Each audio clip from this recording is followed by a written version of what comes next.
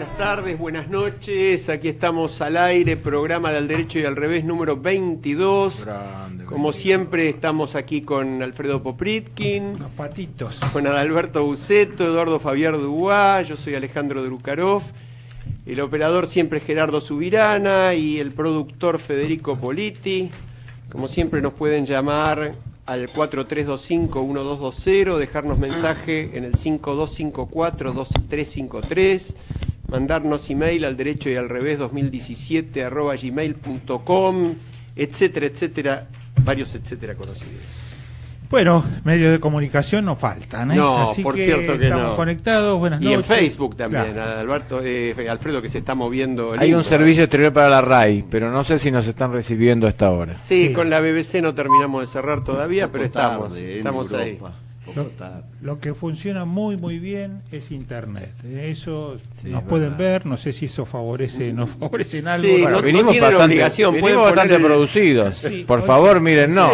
Sí, tal cual. Le faltó la campera de Alfredo. Yo que todavía esa- no me la sacaba. esa fue una Alfredo pena. tendría que haberse quedado con esa campera Sí, blanca sí. que estaba espectacular. Después la vamos a mostrar. Bueno, ¿con qué arrancamos hoy? Y vos sabés que yo arrancaría con un muy breve audio para introducir el tema, porque ustedes saben que estuvo el miércoles, estuvieron el fiscal anticorrupción de Perú, procurador en realidad, que fue el que oportunamente tiene la buena parte de la responsabilidad de que Fujimori, Montesinos y tantos otros altos funcionarios corruptos del Perú fueran presos y devolvieran buena parte del dinero que se habían llevado. Y también estuvo la fiscal de Curitiba, una de las fiscales que trabaja con Sergio Moro. Fue muy interesante, después podemos hablar de eso. Pero allí le pedimos a José Ugas algunas palabras sobre un concepto nuevo, aunque lamentablemente lo sufrimos todos y de alguna manera lo conocemos, que es el de la gran corrupción. Así que si les parece podemos escuchar Además, ese audio. Ugas, que a quien vamos a escuchar en el audio, tenemos que destacar que es el presidente actual de Transparencia Internacional. O sea, no es solo un fiscal muy destacado y con una gran experiencia que nos puede trasladar hacia nosotros un gran recorrido en temas de investigaciones, Tal cual, casos de corrupción. tal cual. Pero vamos con Y el además audio. lo tuvimos al presidente de Poder Ciudadano, presidente del capítulo argentino de Transparencia Internacional. Transparencia, como bien destacabas vos, una organización de más de 100 países. Hugo Worman estuvo con nosotros hace un tiempo también. Así que escuchamos el audio de Ugas. Una corrupción que conocimos hace 24 años cuando se fundó Transparencia Internacional. Si ustedes abren los periódicos, prenden la televisión, todos los días van a encontrar escándalos inmensos de corrupción. Antes se podía contar con los dedos de una mano los casos de gran corrupción. Suharto en Indonesia, Marcos en Filipinas, Abacha en Nigeria, Fujimori probablemente es el que más se acercó en los últimos tiempos, pero hoy día esto ya es un lugar común. Estuve en España hace pocas semanas y en 48 horas 3 escándalos billonarios. El caso de Pujol, presidente de Cataluña, se habla hasta de 3.000 millones de euros robados por él y su familia. El caso de la educación en Valencia, 1.000 millones de euros robados del presupuesto público. Y el escándalo con el fiscal anticorrupción español que tuvo que renunciar por estar vinculado a un esquema de cobertura política. Entonces, cuando hablamos de gran corrupción hoy día, y hemos hecho un esfuerzo por darle contenido a esta definición, hemos tenido talleres con expertos juristas y activistas para darle un entorno al concepto de gran corrupción, estamos hablando fundamentalmente de una corrupción que se caracteriza por 3 o 5 elementos. En primer lugar, sus agentes son agentes que tienen gran poder político o económico, privados o públicos. En segundo lugar, movilizan inmensas cantidades de recursos. Mubarak en Egipto se habla de 20.000 millones de dólares, Yanukovych en Ucrania 7.500 millones de dólares, Ben Ali 4.000 millones de dólares, aquí nomás Martinelli en Panamá se habla de más de 1.000 millones, algunos hasta de 5.000 millones de dólares. La FIFA y el caso Lavajato, por supuesto, que hoy día se especula que puede estar bordeando los 3.000 millones de dólares y no más, mejor que se profundicen las investigaciones. Y esto, como digo, es pan de todos los días. Y el tercer elemento que le da una calidad distinta a este tipo de corrupción es el impacto que tienen los derechos humanos. Porque al final la corrupción es un impuesto que pagan los más pobres y que genera los peores perjuicios en los países en desarrollo, es decir, donde vivimos nosotros, de donde se extraen estos recursos para el primer mundo. Y esta relación entre gran corrupción y derechos humanos hoy día se convierte en un elemento fundamental para nosotros en el enfoque que le estamos dando a nuestro trabajo. Bueno, es una introducción interesante, ¿no? Porque está planteando lo sistémico, Ugas. Sí, sí, y el efecto sobre la masa pobre de población, ¿no? Y cómo esto afecta todos los servicios del Estado. Ahora, yo creo que siempre hubo corrupción, miro desde el otro lado, el derecho y el revés, siempre hubo corrupción. Yo creo que esto que ahora lo sepamos, salga a la luz y los grandes detentadores del poder sean llevados al banquillo de acusados, no quiere decir que antes esas mismas personas no hicieran actos de corrupción, que a veces hasta eran tomados como derechos privilegiados que tenían ellos. Yo creo que este es el avance de la civilización. Estamos más civilizados. La tecnología nos civiliza y nos permite mostrar todas estas cosas, y creo que si hubieran tenido quizás en el siglo XV esta posibilidad de saber que había actos de corrupción, también se hubieran puesto en el tapete y hubiera habido castigos. Pero creo que el elemento diferencial, Alberto, es que el que plantea Ugaz es no solo que siga habiendo casos de corrupción, sino la magnitud. Él plantea un problema de grandes casos y muchos grandes casos. Antes también había grandes casos, pero teníamos 3, 4, 5, él dice que los podíamos contar con los dedos de la mano en todo el mundo. Y ahora yo creo que por país no nos alcanzan las manos. Ayudan, Alfredo, las tecnologías. Claro. Nosotros tenemos, por un lado, un gran valor de la posmodernidad. La posmodernidad arrasa todos los valores de la modernidad, pero nos deja otros. Uno es la transparencia.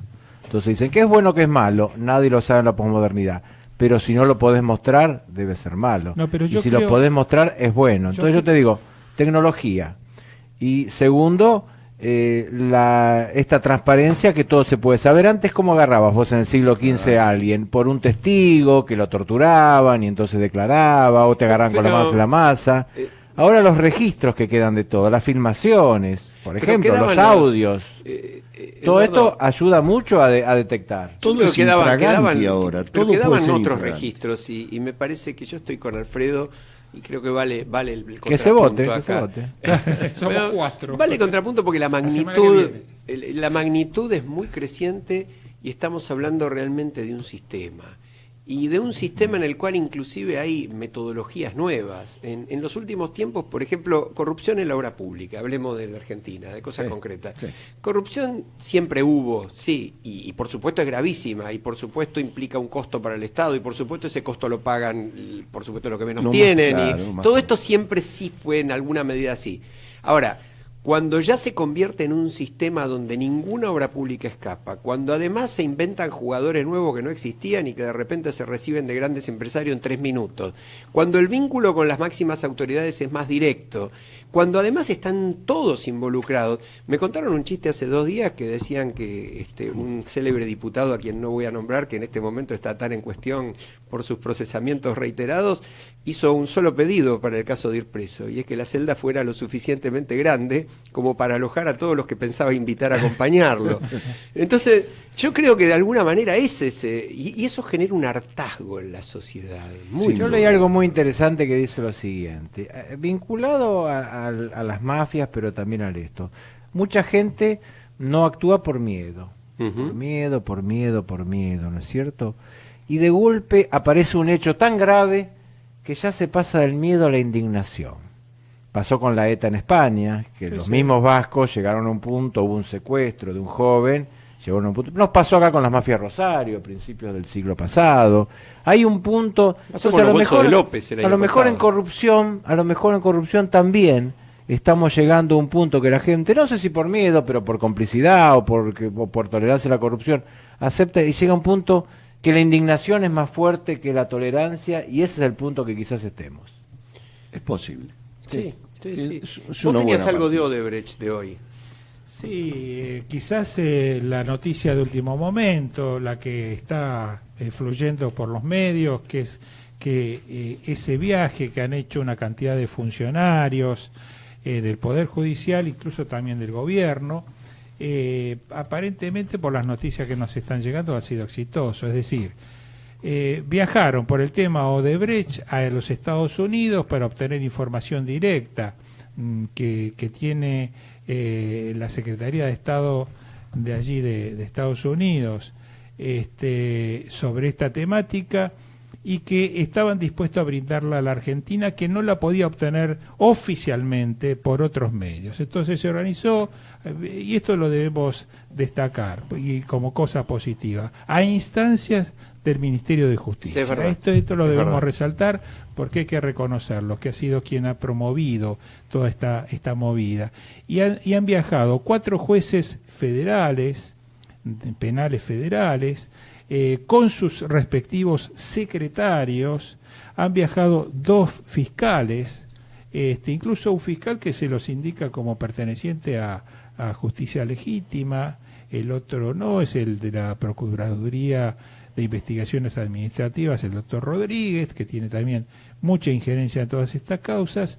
Ha viajado el jefe de investigaciones de la Oficina Anticorrupción, también es un hecho positivo, y creo que también ha viajado el ministro de Justicia, si no me equivoco. Sí, sí. Es decir, ha ido toda una delegación muy importante, muy significativa en búsqueda. Yo no sé si el ministro viajó en esta oportunidad, pero en la anterior con toda seguridad había Bueno, viajado. tengo la duda, pero es como que parecería que hay un cambio, a pesar de lo cual yo tengo una preocupación muy, muy seria, porque a pesar de lo que hablábamos de la mega corrupción en el mundo y en la Argentina en particular, a pesar de este tema de Odebrecht y los muchos viajes y búsqueda de información, creo que todavía nuestra justicia, nuestro sistema judicial está en deuda. Sí, estamos no en deuda. Hoy se ha conocido otra noticia que quizás todavía no la han escuchado, yo la escuché mientras venía para acá, para la radio, que es que la doctora Hayton, ministra de la Corte Suprema de Justicia de la Nación, la doctora Irena Hayton, ha dicho que el problema o la problemática de la corrupción no tiene relación directa, o de la seguridad creo que también dijo, no tiene relación directa con la cuestión judicial, sino que lo atribuyó más al Poder Ejecutivo. Y ahí el secretario, el ministro de Justicia, doctor Garabano, se ha relevado, le ha doblado la apuesta y le ha dicho no, aquí hay una cuestión que tiene parte responsabilidad del Poder Judicial. Ahora, Alfredo, vamos a mirar al revés. ¿Era realmente necesario que fueran? Con la tecnología que hay. ¿Sabes por qué? ¿Para qué fueron? Porque para ver no si iban, se no contagian. No se los daban. Entonces quiere decir que hay un off the record. Creo que ellos han ido para hablarse cara a cara, y entonces que le contaran cosas que no las pueden decir porque ojalá sea así. Que no son políticamente aceptables, porque nosotros sabemos que hay cosas que no son políticamente aceptables, es bueno, y que sin embargo son cosas de la realidad. bueno Pero yo me el planteo. pregunto, ¿para qué van? Todos van. Y la tecnología, y no puedo tener conferencias telegráficas, en televisión, y no, claro, pero lo que me pueden decir en el oído, a eso van por eso. Si no, perdóname, Alfredo, a mí yo lo que he sentido es que son estas comitivas que van, menos mal que hacen turismo, se conocen, los invitarán. Ojo que los americanos además te invitan un ratito, después te echan a miércoles, no te quedan tomando mate como nosotros. Te hago un comentario sobre esto que comentaba. Pero es al revés. A mí me llamó mucho la atención el miércoles, esta reunión. Yo estuve en el Ministerio de Justicia, después hubo un acto en la UCA donde hubo mucha gente, pero yo estuve a la mañana en el Ministerio de Justicia con Ugas, con la fiscal de Curitiba, éramos unas 30 personas, y estaba... Fuiste nuestro representante periodístico. Tal cual, ese ¿Cuál fue es el perfil del como resto notero. de invitados, además de vos? Eran invitados especiales Pero del eran Ministerio, gente que trabaja en periodistas, ¿qué Justicia eran? 2020, gente que Bueno, trabaja ¿qué en es? el Plan de Justicia 2020, que trabaja sobre nuevos proyectos y propuestas del Ministerio. Estaba, por supuesto, el presidente del Poder Ciudadano, la delegación local, y había varias personalidades de ese tipo, y estaba el ministro Garabano. Pero yo lo que quería destacar, y los dos, el secretario de Justicia y el subsecretario, lo que quería destacar es, nosotros pasamos un audio de Ugas porque el programa obviamente no permite pasar mucho más. Tanto Ugas como la fiscal actuaron con plenísima libertad para decir lo que pensaban y lo que querían. Ugas concretamente dijo que el tema Odebrecht involucraba al gobierno anterior y también involucraba a funcionarios del gobierno actual, y lo mencionó a Rivas, en presencia del ministro Garabano. Entonces, con mucho respeto, con mucha altura, con el nivel que le conocemos a Ugas y que da cuenta su audio, la respuesta del ministro fue escuchar atentamente cada palabra, respetuosamente, y hacer comentarios al respecto con posterioridad. Yo creo que esto sí es un poco un hecho nuevo, y el compromiso del ministro con este viaje, que lo anunció especialmente en la reunión, diciendo, vamos porque queremos la información y la vamos a reclamar porque nos la tienen que dar. Entonces yo creo que esto, en este caso te contesta, yo tengo las mismas dudas que vos con respecto al 99%, pero ahora, en este caso me parece que fue auténtico. ¿Es cierto entonces que las verdades se las dicen los políticos entre ellos en el avión? Como alguno de ustedes dijo que se las dicen en el avión porque el ruido del avión hace que no se pueda filmar y después no puedan sacárselas y destapar.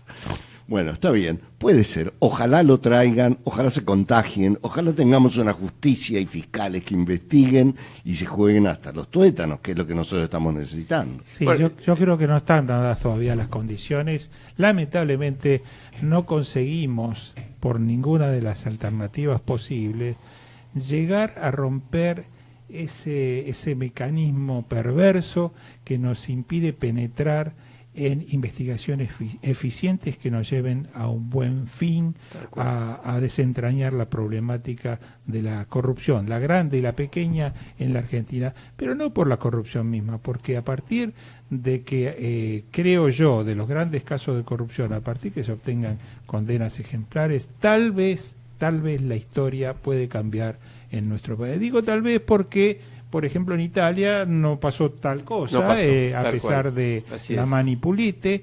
Vamos a ver qué pasa con... Sería muy distinta Italia si no hubiera habido Manipulite. Claro. Es probable. Yo creo que Sí, uno a veces probable. mide después que, bueno, la cosa vuelve, pero si no hubiera sido eso, estaríamos quizás mucho peor. Sí. Bueno, mucho. Ugas lamentaba mucho que después de lo de ellos en Perú, la corrupción volvió a avanzar, ¿no? Ahora, les digo, uno se moría de envidia al escuchar a la fiscal de Curitiba, ¿no?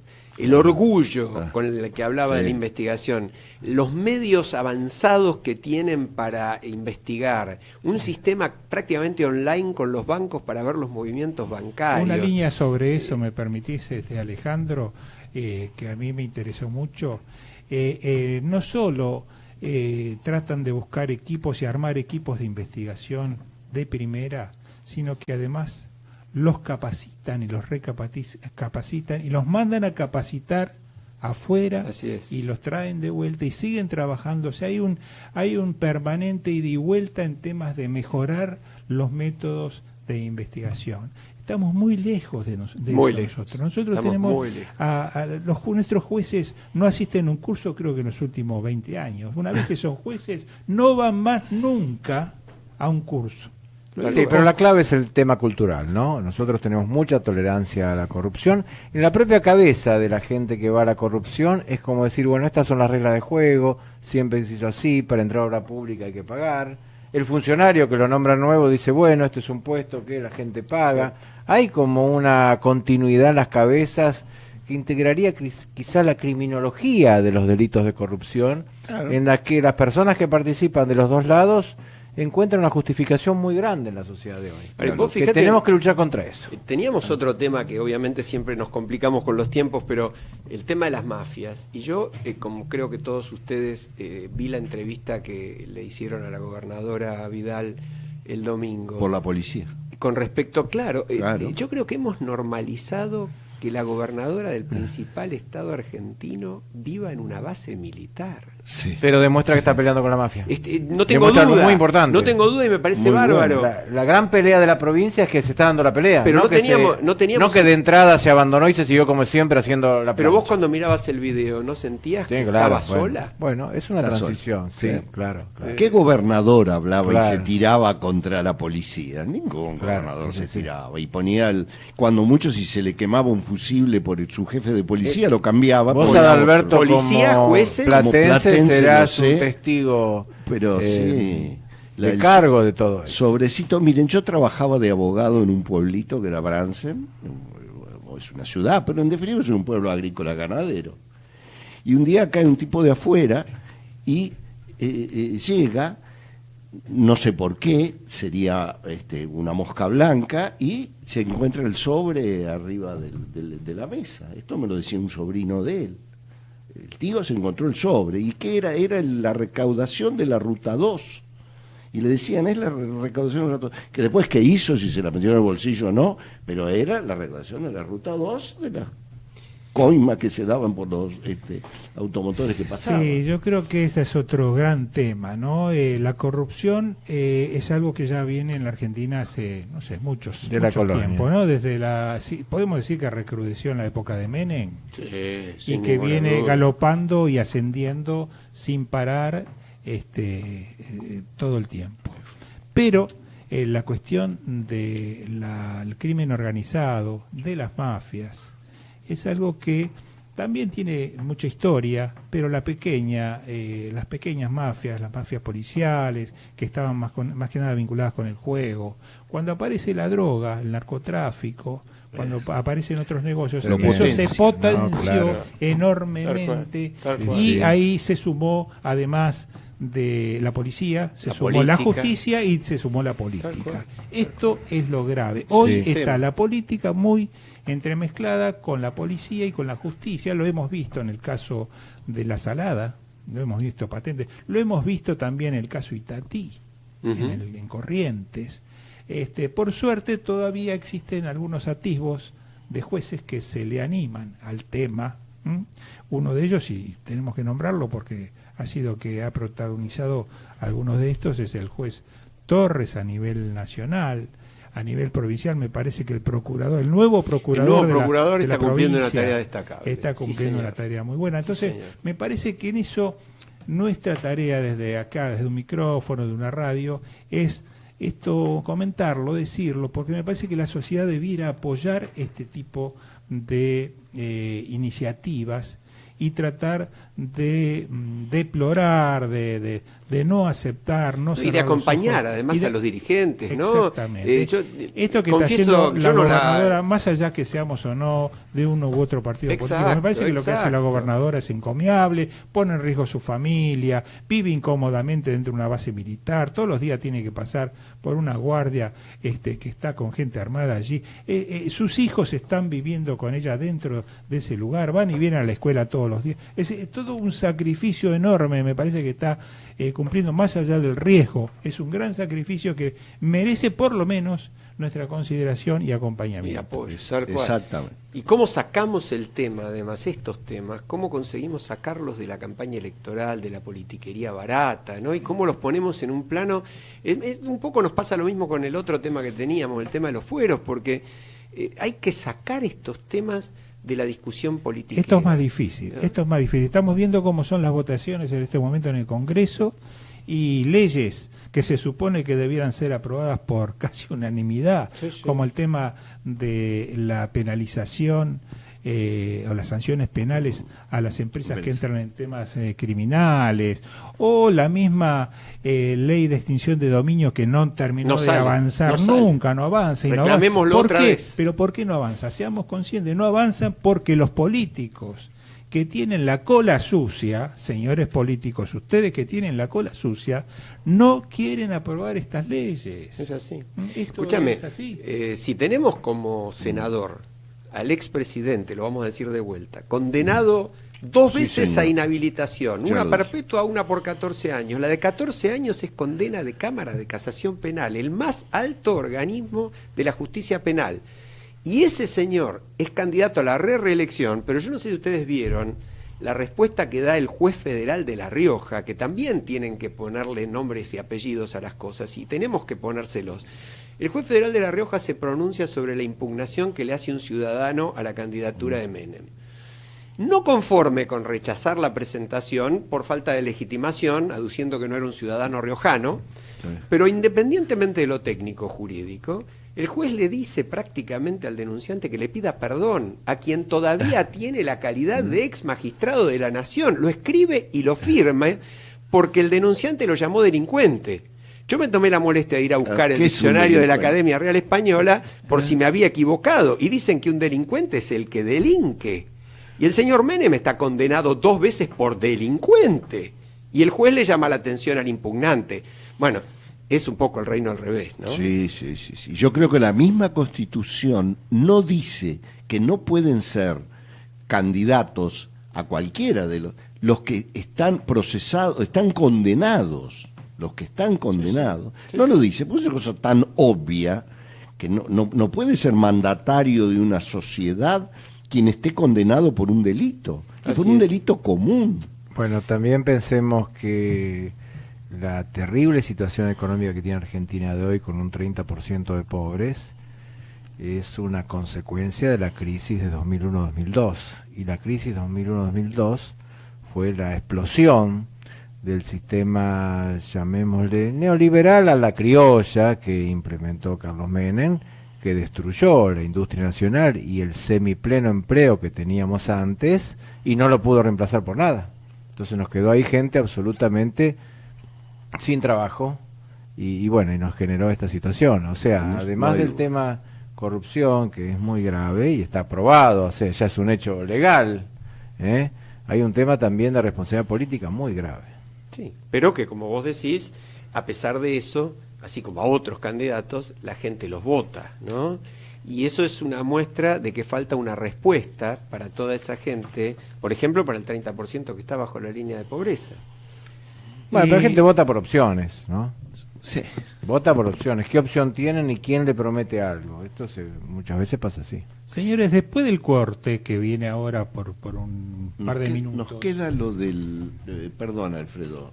Nos queda el tema de si se puede renunciar al fuero parlamentario, Sí, que venía un poco a la idea esta de que lo que hace Menem es tratar de nuevamente recostarse sobre el fuero para evitar ir preso. Así es. Y que nosotros sabemos que lo está haciendo muchísimos políticos para evitar, los que tienen la cola sucia fundamentalmente, para evitar que puedan ser arrestados. Voy a tirar mi idea si cerramos lo que habíamos programado. Yo creo que puede renunciar al fuero. Lo vi con buenos ojos que muchos legisladores actuales o candidatos a legisladores digan que renuncian a esos fueros y ofrezcan su renuncia y la hagan. Y creo que esto debiera ser moneda común. Sobre una investigación concreta. Sí, señor. Desde Porque, ya. a ver, me hacen renunciar a mí y mañana me empieza a perseguir el gobierno de turno. No. Los fueros, correcto, los fueros tienen una finalidad Pero no los muy parlamentarios, sana claro. y muy correcta, que es la de garantizar el libre ejercicio de Por las opiniones que se den por las en opiniones, ejercicio de... exacto, pero también No por están delito pensados, común. vos sabés que surgen del antiguo de common law británico, Sí. están pensados como una garantía en aquel momento para los legisladores, para los parlamentarios, de que el rey no les podía inventar también una causa, de manera que la idea de que estén protegidos Que era el durante juez su supremo, función, además. pero por ejemplo, por delitos cometidos antes, por delitos de defraudación y de defraudación al Estado.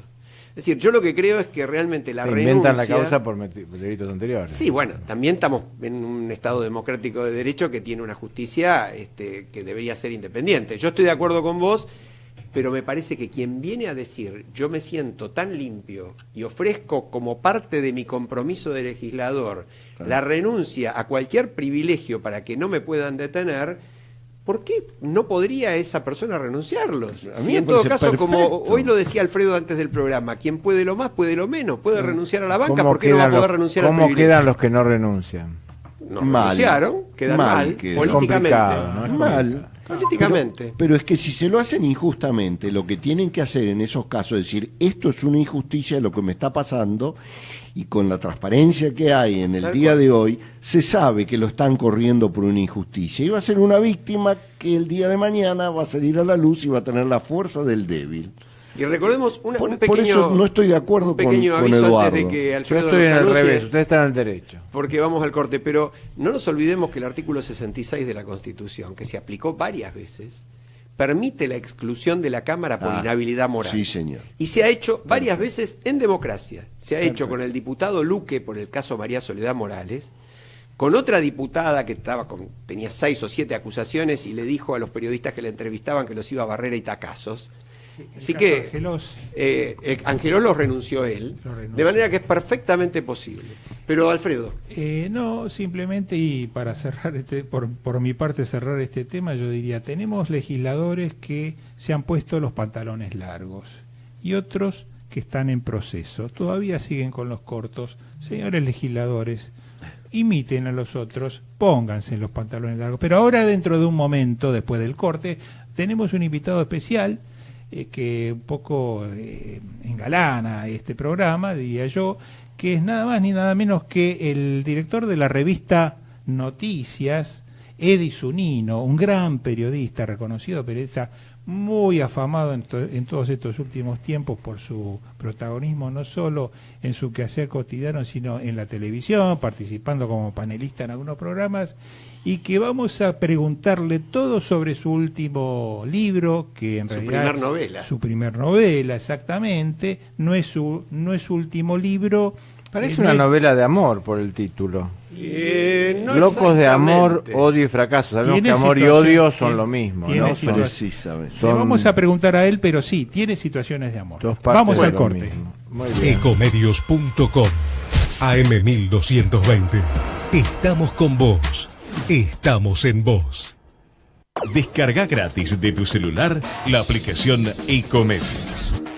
Podés escucharnos en vivo, informarte con las últimas noticias y entrevistas en audio y video. Búscala y bajate la aplicación Ecomedios. Podés vernos en vivo en ecohd.com.ar.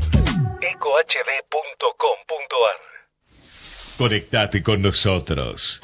Contestador 5-254-2353. Cliente de Personal, alma generosa. Te duplicamos los gigas para alimentar ese corazón gigante. Considerada. Ponés cachengue toda la noche, aunque al otro día madrugues a las 7 de la mañana. Corazones gigantes. Personal duplica sus gigas sin tener que hacer nada. Internet para que todo suceda. Personal. Beneficio de alcance nacional válido a partir del 14 del 6 del 2017. Consulta planes impactados en personal.com.ar. Invitados especiales de diverso pensamiento para tener la versión de todos los sectores sociales.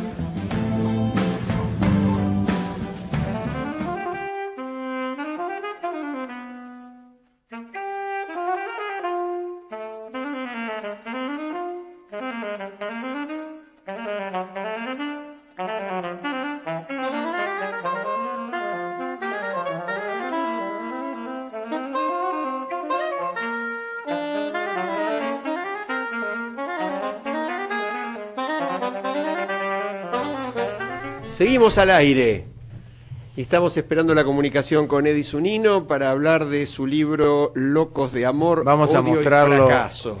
Para los que nos siguen por... No sabemos dónde mostrarlo, ahí está. No, al lado tuyo, cerca tuyo. Acercalo a tu corazón, porque es ahí está. Perfecto. Acercalo a tu corazón, Locos, Perfecto. es la... ¿En qué sentido? El gran título es Locos, Es loco, pero tiene un subtítulo que dice ¿Locos de qué? Locos de amor, odio y fracaso. Fíjense qué dicotomía. Vos que lo has leído, como anticipo, como una, digamos, copetín de lo que se viene ahora con Edi Zunino. ¿Esto es ficción o no ficción? Mira, yo creo que hay un 95% de realidad disfrazada de ficción. No es al revés. Además que cada personaje que va incorporando alrededor del desarrollo de la obra, obviamente enseguida tardamos más o menos medio minuto en darnos cuenta a quién se está refiriendo de la realidad. Es un policial. No, es un libro que relata un poco la problemática de la Argentina, distintos acontecimientos, momentos de los últimos tiempos, y que de alguna manera... pero está pensado como un policial político, de un periodista de investigación. Yo diría que es un ¿Sería político. así? Mira, yo fui a comprar el libro a una librería y te voy a contar una anécdota. Fui a la librería El Ateneo, ¿y dónde lo voy a buscar? ¿Dónde busco normalmente los libros que yo compro, que son los libros de política, investigaciones, de novedades? ¿No es cierto? Va al escaparate, Sí, sí. uno va al escaparate ese. Bueno, no estaba allí. ¿Dónde estaba? Estaba con las novelas. Qué bueno. Claro. Logró eso. Ahora otra cosa. Lo que es tener banca, y esto porque habla es un bien paso de, importante. esto habla bien Claro. de Eddie Zunino. Creo que lo va a poner contento. Además, voy a donde debiera estar. ¿Y qué había pasado? Mirá que el Ateneo no pone 1 o 2 libros, pone una pila grande de libros. Bueno, se había agotado en ese lugar donde tenía que estar y debía por estar. eso no tenía el estaba espacio, ahí. y estaba demasiado. Tuvieron que ir a buscar adentro. Así que quiere decir que en ventas anda bien y que lo tratan en las librerías como una novela. Yo, la verdad que uno que no está tan habituado a leer novelas, yo lo he vivido como un libro de la política argentina, incluso, claro, introduce una gran novedad muy interesante, Eddie, que es, lo hace con gran habilidad, él,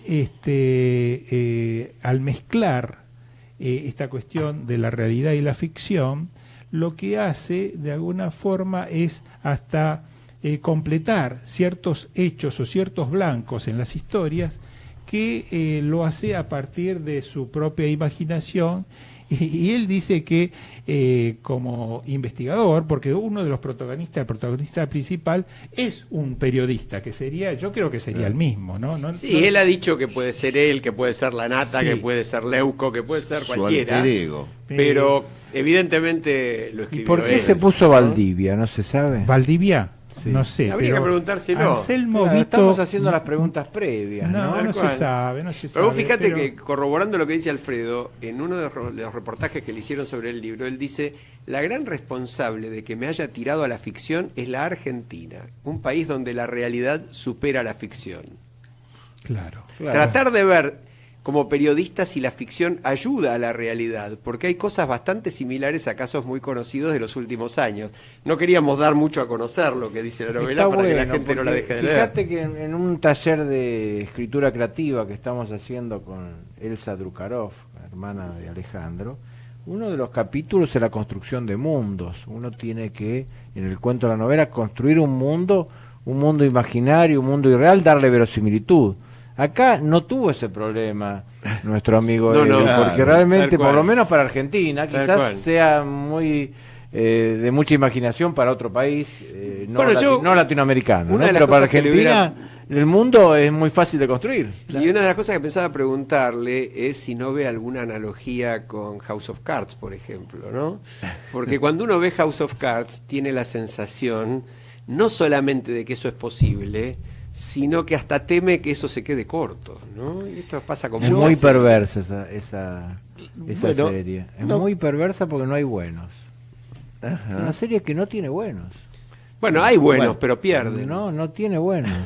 Bueno, pero lo que yo decía, el hecho de que haya hecho una novela no es una forma de apartarse un poco de la realidad o, digamos, escudarse contra críticas que le pudieran venir desde el lado de la realidad.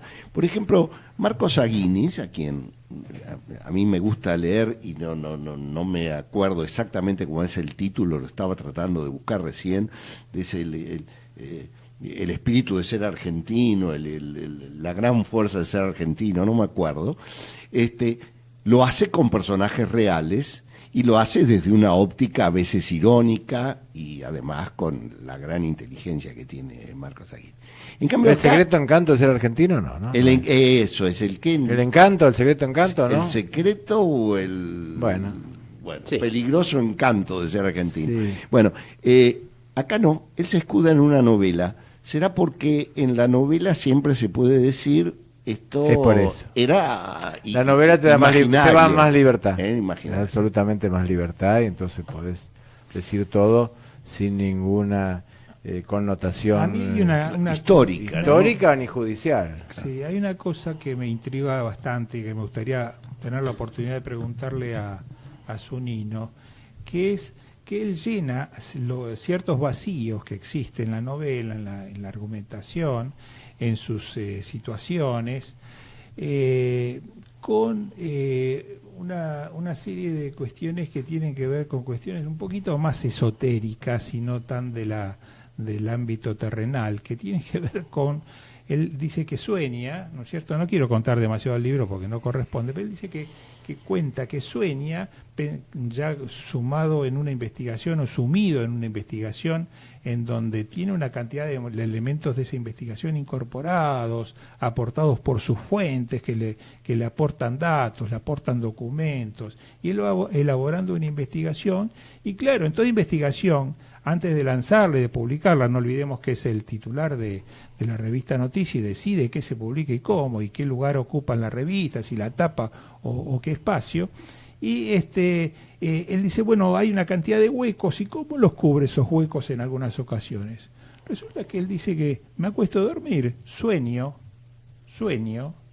y esos sueños me ayudan a, con los datos que tengo, más lo que yo sueño, un poco completar la historia que, según dice Valdivia, ojo, no lo dice Zunino, Valdivia, que es el personaje del libro, dice, con eso un poco completo, dice, su historia, y luego la publica.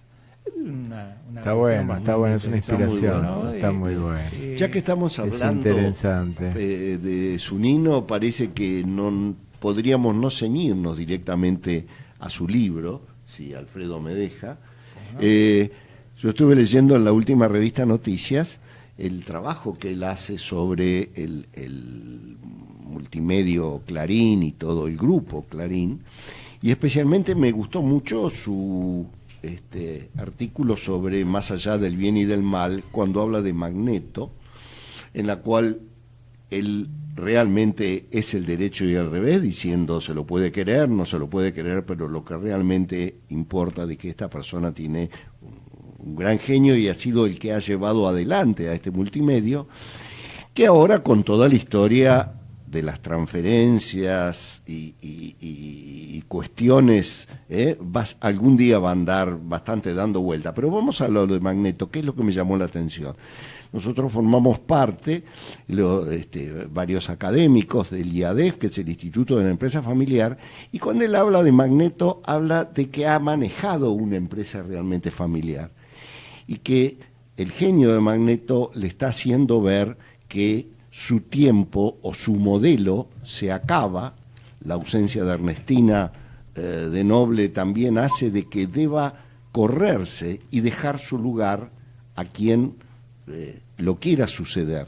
Y esto me resulta muy afectivamente muy cercano, porque es lo que nosotros enseñamos cuando en las empresas familiares es necesario que aquel quien ha creado el modelo en algún momento piense en separarse de ese modelo y transferírselo a otra persona. Alberto, con todo el respeto, me parece bárbaro la vinculación con lo académico. Estamos hablando de una de las empresas más grandes de la Argentina, ¿no? Bueno. Que si bien tiene un componente obviamente también familiar o de un núcleo muy fuerte que lo maneja, pero bueno, lo tenemos a Eddie Zunino en línea. Muy bien. De manera que vamos a seguir. Bueno, yo diría ir directamente a la presentación. Buenas noches, Eddie. Algo estuvimos haciendo tiempo y introduciéndonos en tu publicación, Locos de Amor, Odio y Fracaso, y a eso nos queremos referir. ¿Cómo estás, Eddie? Buenas noches. Hola, ¿cómo están ustedes? Gracias por llamarme. Se me improvisó una reunión y no pude atenderlos al horario prometido. No, al contrario. Todo bien y vamos a aprovechar el tiempo lo máximo que podamos. Bueno, estamos acá hojeando y hablando y muy expectantes por tu obra reciente, y quisiéramos saber qué es lo que te lleva a plantear la obra tal cual como la tenés planteada, como una novela, pero que en realidad, vos sos un periodista muy reconocido, muy activo, y que de alguna forma creo que debe tener la novela, si tenemos que hablar de porcentajes, puede ser un 90% de realidad y un 10% de ficción, ¿o me equivoco? Ay, no sé si tanto como... La verdad que no hice el novelómetro de la novela, pero... O sea, tiene una inspiración inequívoca en la realidad. Yo soy periodista, estoy en contacto con la agenda cotidiana, básicamente la agenda política, que es mi especialidad dentro de la profesión. Así que sí, Pero, qué sé yo, este es un país de novela. La realidad muchas veces desafía la ficción, muchas veces la supera. Y uno también tiene una formación ligada con la novela, porque periodismo y ficción son hermanos, son como una complementación incluso en nuestra propia historia, ¿no? Una pregunta sobre eso, Eddie, te saluda Eduardo Faguerdúa.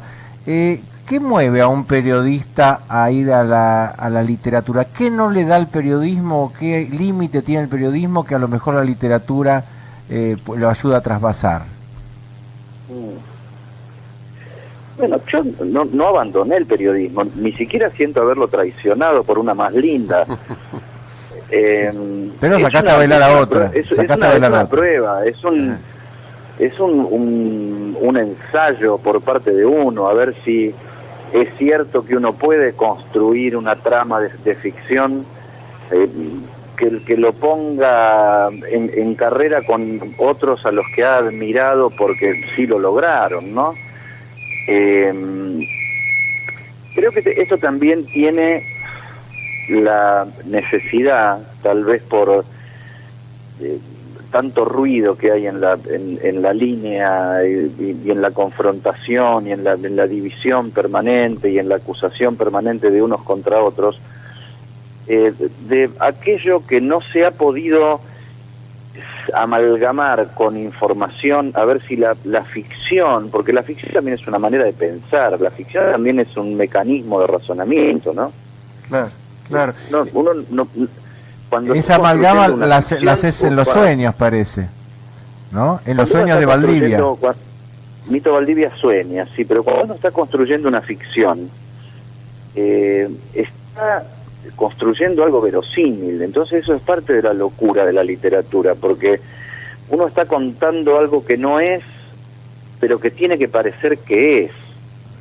Y nosotros hemos vivido cosas que parecían que no podían ser, pero que fueron, y que no terminamos de resolver por cuestiones de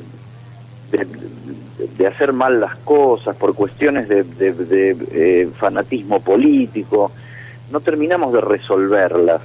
Y tal vez la ficción es, no sé, la utopía de que por ahí se pueda llegar, porque uno como periodista y ya con años encima, uno a su punto de vista ya le empieza a tener confianza. El problema es enamorarse de ese punto de vista como si fuera la verdad absoluta y revelada, pero uno le da un sentido informativo a su percepción, porque uno ha visto muchas cosas. Tal cual. Eddie, Alejandro Drukarov te saluda. Yo ayer te escuchaba decir en Animales Sueltos, manifestar un poco tu profundo descreimiento sobre las posibilidades, por ejemplo, de nuestra justicia bendita y los tiempos políticos con que funciona, etcétera. Y empezando a leer tu libro, veo que el fracaso es un tema fuerte, que por supuesto nosotros generacionalmente además compartimos por lo que venimos viviendo. Y te quiero preguntar, en un país que un expresidente condenó al éxito, según su frase tan conocida, ¿vos pensás que estamos condenados al fracaso? No, yo quiero creer que no. O sea, a mí a veces cuando yo planteo esto del fracaso me dicen, pero qué pesimista. No, yo no soy pesimista. El oncólogo que se sienta delante de un paciente y le dice, mire amigo, usted tiene un cáncer, no es pesimista. Es realista. Tal cual. Está diciendo, esto es lo que pasa y ahora le voy a decir qué hay que hacer para resolverlo. Exacto. Lo que pasa que en la oncología, de acuerdo a cómo pudo avanzar la ciencia, ya hay algunos mecanismos para resolverlo, pero esa noticia no es mala. No es una mala noticia, bueno, mejor dicho, sí es una mala noticia, pero no es una mala noticia pesimista. Pesimista sería el falso optimismo de no darla, de no querer verla, porque sería condenarse ya no al fracaso, sino a la muerte, ya no al cáncer, sino a la muerte. Entonces yo creo que la política tiene mucho de ficción, porque se toma desde el principio de los tiempos de la ficción para comunicarse con el representado, con el público. Siempre muestra su lado exitista, siempre muestra su lado oportunista, esta es la oportunidad. Es así. Te hacemos una pequeña... o sea, vivimos refundando oportunidades y matando las oportunidades anteriores, a las que no condenamos por haber fracasado, sino que condenamos por haber delinquido, por haber sido malas. Todo lo que nos pasó fue malo, no fue un fracaso en todo caso. Si fue un fracaso del otro. Es correcto. Te hacemos una pregunta por el título. A ver, ¿qué nos querés decir con locos? Amor, odio, fracaso. ¿Qué te dice? ¿Por qué elegiste? ¿Por qué elegiste? Para el que los escucha todos los días. Pero loco de amor.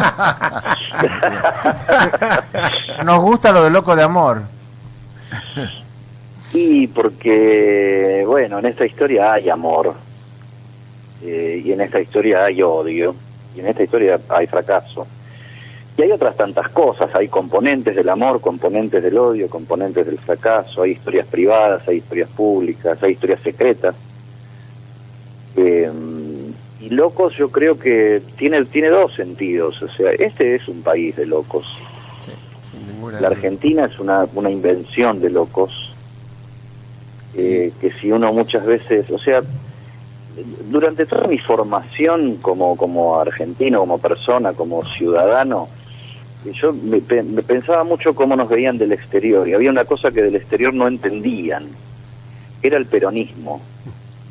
Pasó el tiempo y ya hay por lo menos dos cosas que no entienden. El peronismo, que nunca nos lo entendieron, y no sé si lo entenderemos nosotros, y por qué nos va tan mal, viendo lo que es la Argentina con toda su potencialidad.